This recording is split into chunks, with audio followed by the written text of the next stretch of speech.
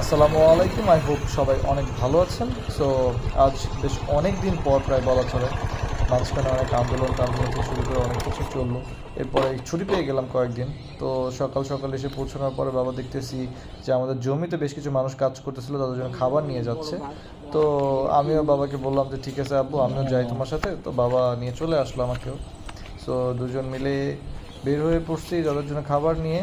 তো যেহেতু তারা জমিতে কাজ করতেছে, বাবা বললো যে চলো যে দেখাই নিয়ে আসি তোমাকে আসলে জমিতে কি হয় না হয় বা কীভাবে কাজ করতে হয়। যেহেতু আমি ছোটোবেলা থেকে ঢাকাতে বড় হয়েছিলাম, সো এই জিনিসগুলো প্র্যাকটিক্যালি কখনোই দেখার সুযোগ হয়নি। সো এই যে বিলের মধ্যে যে হেঁটে যাচ্ছি দুজন মিলে গল্প করতে করতে, এটা একটা অসাধারণ মুহূর্ত ছিল বাবা ছেলে দুজনের জন্যই। কারণ এই ধরনের এক্সপিরিয়েন্স এর আগে কখনো গ্যাদার করা হয়নি।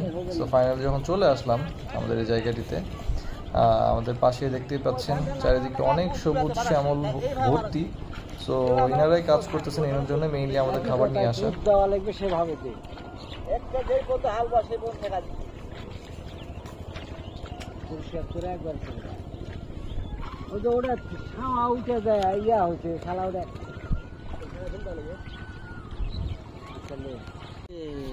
জাল আছে, ওই জাল, হ্যাঁ ওই উপরে এটা মিলে এটা 3 দিকে।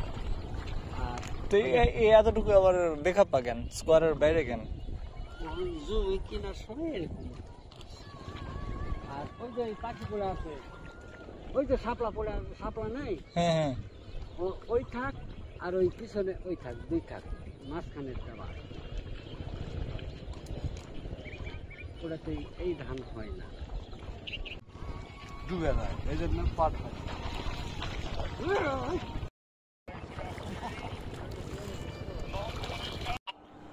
জমির মালিক শুধু হইলেই হয় না, আব্বু আমাকে এটাও বোঝাচ্ছিলেন পাশাপাশি নিজের জমিতে এসে নিজের ফসলের পরিচর্যা নিজেরই করতে হয়।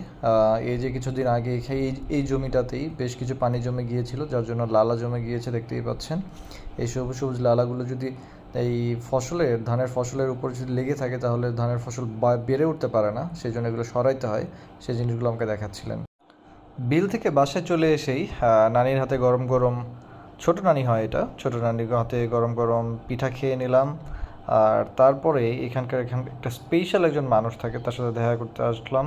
সেটা হচ্ছে আমার বড় বোন, আমার একদম নিজের বড় বোন, যে বোনটা আসলে একটা স্পেশাল চাইল্ড।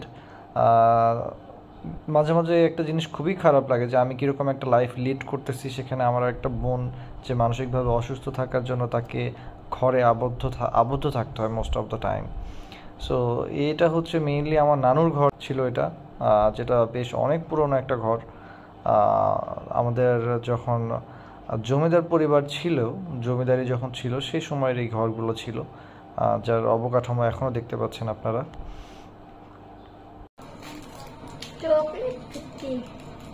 চকলেট ভাল লাগে? আর তোমার নাকি গুড় বেশি ভাল লাগে চকলেটের থেকেও? গুড় না চকলেট কোনটা? গুড়।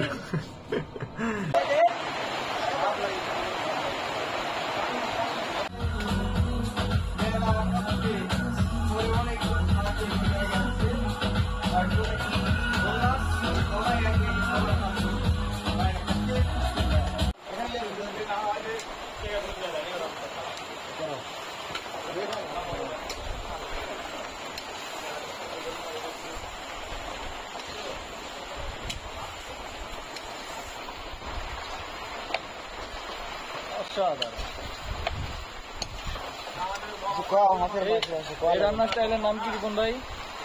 ওটা বলে ভুনা পাক, পেঁয়াজ মরিচ ভুনা করলে ভুনা পাক। কষানো হচ্ছে এখন মাংস। আমরা এখন আছি জোটবাজার এলাকায়, ভুনা মাংস আজকে দিয়ে ভাত দিয়ে খাওয়া হবে। এই যে ভাইয়া অনেক কষ্টে মাংস সুন্দর করে পরিষ্কার করছে, এখনো করতেছে। সাইডে খুব সুন্দর বৃষ্টি হচ্ছে, আওয়াজ হয়তো বা শুনতেই পাচ্ছেন আপনারা।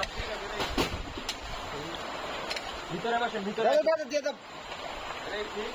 আরে ভাই দেখে আমি মুখ নাই, ঘোরা মারিচ্ছি না, ঝোলটা একদম নিয়ে করতে হবে না। সেগুলো না, এই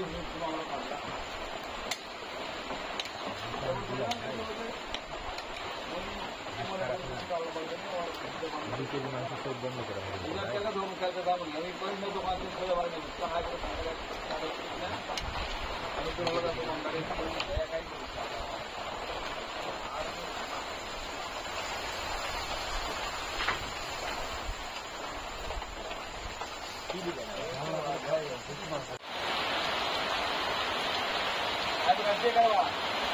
না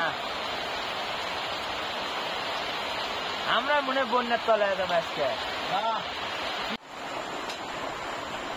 করো ভিডিও করো।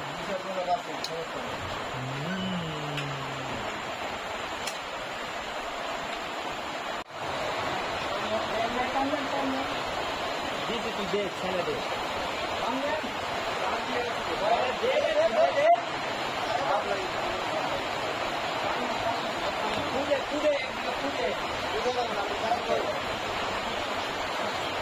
একটু ধরে দাও, একটু ধরে রাখো।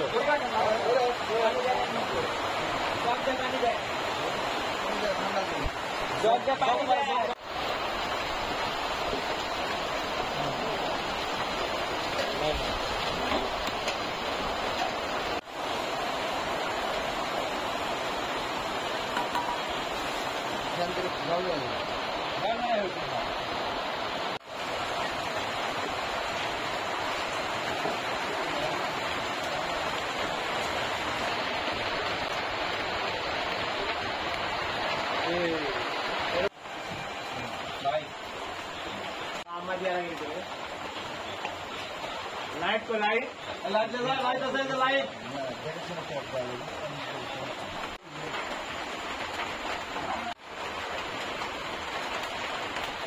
বসে পড়ো।